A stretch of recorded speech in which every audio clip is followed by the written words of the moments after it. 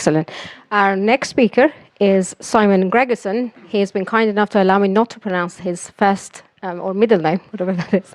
And his talk is on asynchronous probabilistic couplings in higher order separation logic. Take it away. All right, so let's consider an example. So this program starts by flipping a coin, and then returns a thunk that when invoked returns the result of the coin flip. In a similar way, I could also written this program so that the flip would happen lazily. That is, I could allocate a reference, and then when you call the thunk, I would actually flip the coin, remember what the result of it was, and then if you invoke the thunk again, I would return the same outcome. In fact, these two programs are observationally equivalent. No matter how you interact with these two thunks, right, you will not be able to tell the difference. So while this program and this example seems pretty esoteric, this sort of pattern shows up in many other different places, cryptographic security, hash functions, and whatnot, that you can see much more about in the paper. So to prove that such probabilistic programs are equivalent in this sense, people have developed probabilistic relational Hall logics. In these kind of logics, one of the sort of key principles is that you can reason about probabilistic programs and equivalences of probabilistic programs without actually reasoning about the probabilities. The key enabler to this sort of reasoning principle is the so-called coupling rules. And here I'm showing one example. And what it says is that if you have two flip instructions, one on the left-hand side and one on the right-hand side, you could sort of reason as if the two flip instructions actually evaluated to the same Boolean. You don't have to think about the probabilistic aspect of it at all. But what this proof principle requires is that you can sort of synchronize the two probabilistic choices in your symbolic execution of during a proof. If we look at the example I just showed you before, what this means is that we have to execute symbolically all the instructions preceding the thunks, right? Which among other things means that we have to sort of execute the flip instruction on the left-hand side. And now we can't apply that synchronous coupling rule anymore, right? So what we're doing in this work is that we're going to prove contextual equivalence of such probabilistic programs. And we're going to do that by developing we're going to do that for a very expressive programming language. We're going to do that using a higher order separation logic, which we call clutch. And then we're going to develop a small principle called asynchronous probabilistic couplings to reason about these kind of patterns. And then everything is going to be mechanized in Cork as well. So the language we study is a statically typed ML-like language with higher order functions, recursive functions, higher order store, predictive polymorphism, and probabilistic uniform sampling.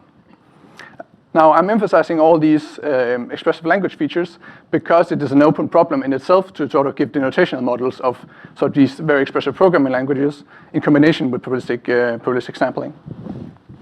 So what we do instead is to work with an operational semantics where all the sort of usual deterministic, non-probabilistic constructs reduce with probability 1, as you'd expect. But we have this one primitive rand that reduces uniformly at random to some n, with probability 1 over n plus 1. But for this presentation, I'll just consider the flip instruction, so either true or false, or 1 or 0. The property that we are interested in showing is contextual refinement, where we're using determination probability as the observation predicate. So what it means that E1 contextually refines E2 at some type Tor is that for any well-typed context C that expects something at type Tor, then the determination probability of C with E1 is less than or equal to determination probability of C with E2. And then contextual equivalence, right, follows by showing this in both directions. So to prove contextual refinement, we're going to do it in 2 steps. First, we're going to develop a probabilistic relational separation logic on top of Iris. It is an Iris session after all. And then on top of this logic, or using this logic, we're going to develop a logical refinement judgment, a so-called logical relation, that we're going to imply contextual refinement.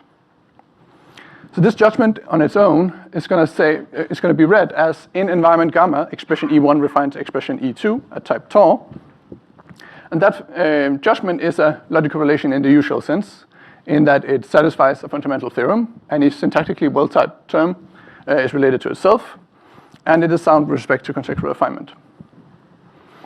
Moreover, this judgment satisfies all those sort of symbolic execution rules that you'd expect from a relational logic if you are about to evaluate some expression E1 in some evaluation context K, and you know E1 can take sort of a state using pure step to E1 prime, then you can continue reasoning with E1 prime. If you're about to evaluate a load instruction and you own the separation logic points to connector for that location, then you can read it off and get the points to connector back. But we also support the sort of usual synchronized POPL style coupling rules that allows you to reason, sort of synchronize these two flip instructions and evaluate and think of and continue evaluating as if the two flip instructions return the same Boolean. Now, I'm not going to go into the details about how we define this relational logic too much, but I want to emphasize that we're building it on top of sort of vanilla Iris, which means that we can use all the expressivity of Iris and so on to reason about programs and define the refinement judgment. What I want to emphasize, though, is that we have a unary program logic and a specification resource, as you might have seen in other refinement works in Iris. What's special for our case is that those two connectives, the Boolean precondition and the spec resource, together form a coupling logic. That is, we can actually encode a sort of POPL-style quadruple using these resources as a primitive. And what it means is that the soundness of this coupling logic, by showing this kind of statement, it will allow us to show a probabilistic coupling, which in turn will allow us to show contextual refinement.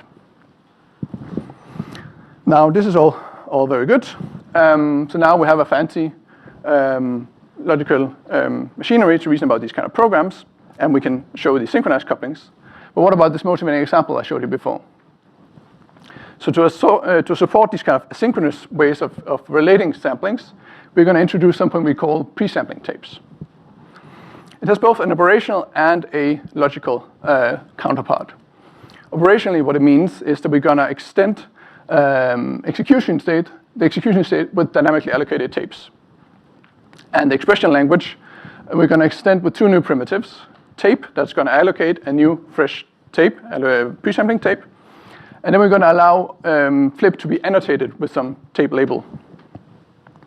So these tapes are a bit interesting in the sense that if you have a label flip with some label iota, and you know that the iota tape is empty, then the flip instruction is going to work just like the unannotated flip instruction by reducing uniformly to either true or false, and the tape is going to stay empty. However, if the tape is not empty, if there's something on the associated tape, then we're going to reduce completely deterministically by popping off the first element from the tape. So this is the same element, yes. Yes. So operationally, no language primitives actually add stuff to these tapes, which is kind of interesting, because this means that the flip, whether it's annotated or not, is completely contextually equivalent, which is also going to mean that we're going to be able to refine away all these labels in the end. Instead, one way to think about it is that these tapes will be non-deterministically populated during the program execution. That is, if you have some tape that is in some state, then during execution of the program, these tapes are just going to be allocated, are going to be pre-sampled or sampled at some point uniformly at random. And this is what we're going to exploit in the refinement logic. So from the logical perspective, we will introduce a separation logic resource.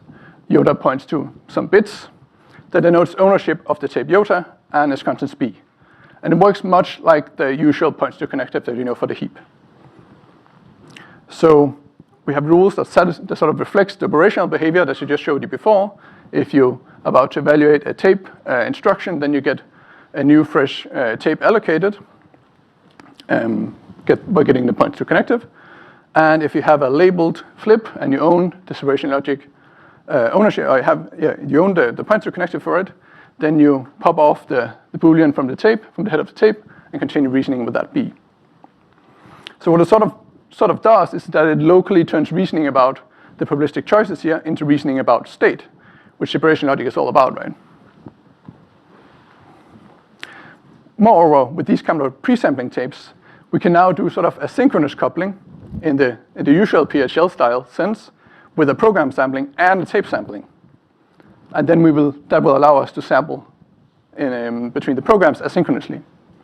So what this one example here of an asynchronous coupling says is that if you have the right-hand side program in the state where you go out to evaluate a flip, and you own some tape on the left-hand side, then you can continue reasoning as if some Boolean, the same Boolean, was was put at the end of the tape and was the result of the flip instruction. So it sort of mimics the POPL style rules, but in an asynchronous way. If we look at this scenario in a slightly different way, we have the right-hand side program. It's about to evaluate the flip. The left-hand side is just some state, but we have some tape iota. Then what the asynchronous coupling will allow us to do is to sort of inject a ghost pre-sampling into the sort of symbolic execution that we're performing, but we're going to couple this to the flip instruction, just like two flips could be coupled in the usual PHL. What it's going to allow us to do is that it's going to add some Boolean to the end of the tape, but the flip is going to evaluate to the same Boolean. So now we can use our ordinary relational logic rules to symbolically execute the programs and determine that they end up in the same case. So on the left-hand side, after we have done case samples from this iota tape, we will end up in a case where B is at the head of the tape, right? And then we will just deterministically read off that B from the tape. Now, if we go back to my motivating example from the beginning, and say I want to show that this lazy coin refines the eager coin, then what I'm going to do is I'm going to exploit the contextual refinement is transitive. I'm going to inject a intermediate program in between, where the only difference from the lazy coin is that I've now annotated the flip instruction with the freshly allocated iota tape at the beginning. And then I'm going to prove these two contextual refinements separately. First, I'm going to show that the lazy coin refines the labeled lazy coin, but that's trivial because annotated flip is contextually equivalent to the unlabeled flip.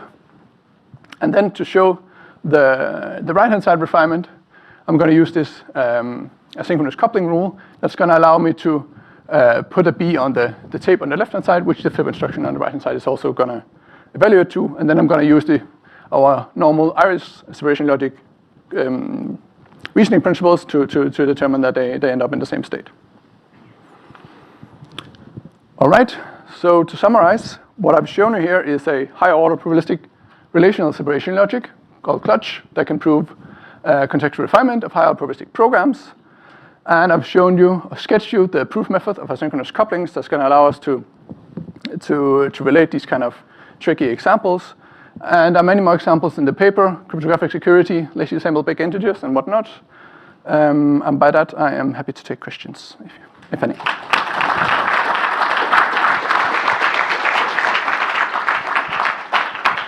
So we have a lot of time for questions. Matt.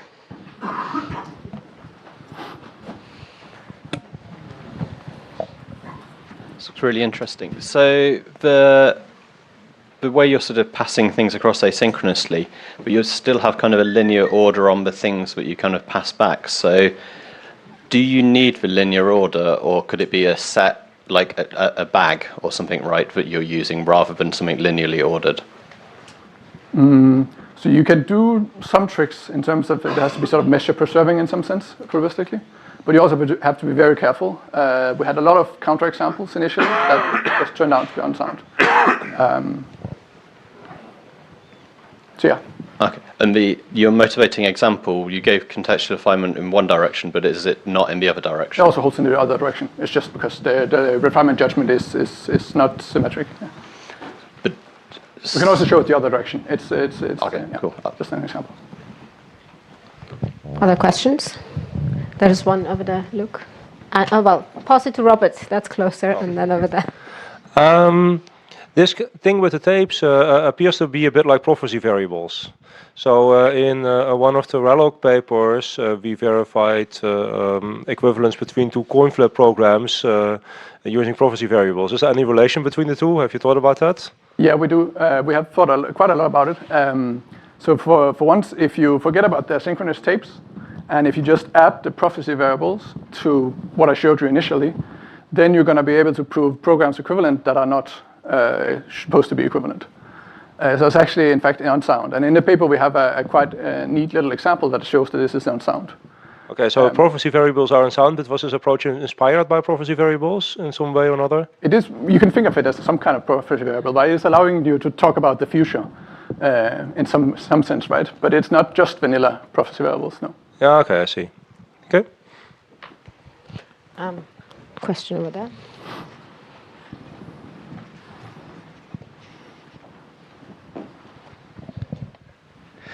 Thank you. So when I think of PRHL, I think of EasyCrypt nowadays. Have you compared the proofs you make with this new system with the EasyCrypt kind of equivalent proofs? Well, so for example, we have done some similar examples. For once, we show some parts of an El-Gamal cryptographic security proof. And in EasyCrypt, they have to do something similar. Well, they also have to reason about these lazy eager coin kind of scenarios. But their language is also much more first order, so they can get away with some tricks. But there are all sort of special purpose rules that they have to add to that system. Whereas I'd argue our approach is much more principled to this kind of reasoning. And it works for high order languages and all these things. There's one over there and then here. I have a very basic question. Can you show your example again? Yes. So what happens if you insert a logical negation on one side, or maybe you negate with some probability, or don't negate with So I just showed the very simplest coupling rule. So for example, for the coin flip, you can apply any bijection to either side of the probabilistic sampling. So you could pick the bijection that takes the negation, so that you get B on one side and negated B on the other side. What is the fact that it is negated? Wait. The thing is, I can imagine cases where the fact that it is negated or not is determined by some other sampling, or... Yeah, but you can decide on the bijection during your proof. That's a part of the... So for example, this coupling rule I showed you before. Here you can just apply any bijection to the B on the right-hand side, for example. And you pick that if when you're doing the proof. Okay. Taking that more offline. Probably a very naive question, but is there something in principle stopping this approach being applied to where you have continuous variables rather than just Not as far as we know. You just have to make a nice more measure theory, which is probably going to be fun. There's a question at the back there as well.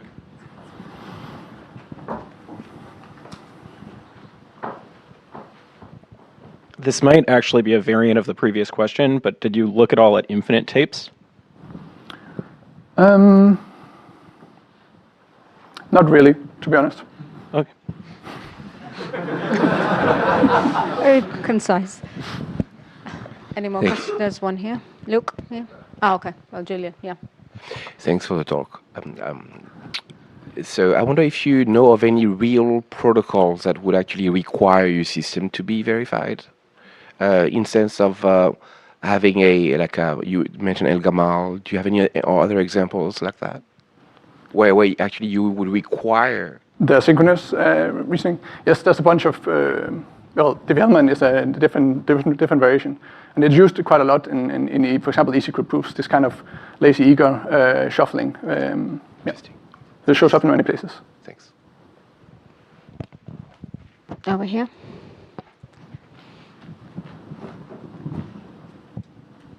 You defined flip in terms of this more basic rand that can take in, or that can take on more values.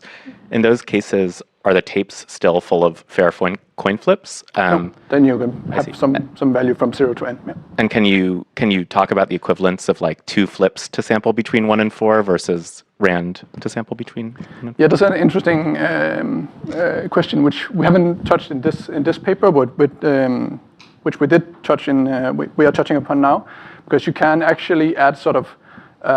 You can prove it sound to say add 2 coin flips on one side with 1 probabilistic sample on the right-hand side, which the tapes is going to allow us to do, right? Because in the program, it might not be so easy to sort of line up the 2 flips on the left-hand side, right? So they happen right after each other and the other one. But the tapes will actually allow you to sort of mimic that behavior, which is pretty cool, I think. Thank you. Let's thank Simon again.